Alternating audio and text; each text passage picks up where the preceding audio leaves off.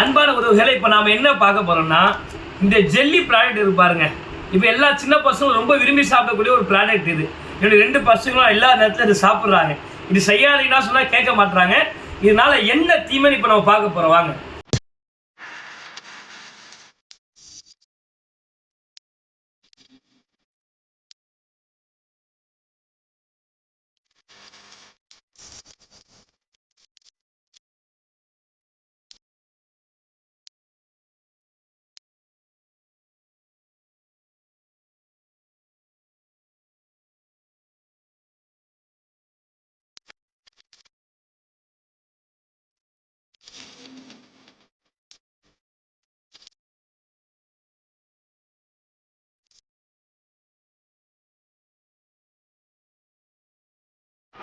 பாருங்க எவ்வளோ பிளாஸ்டிக்ஸ் இருக்கு பாருங்க.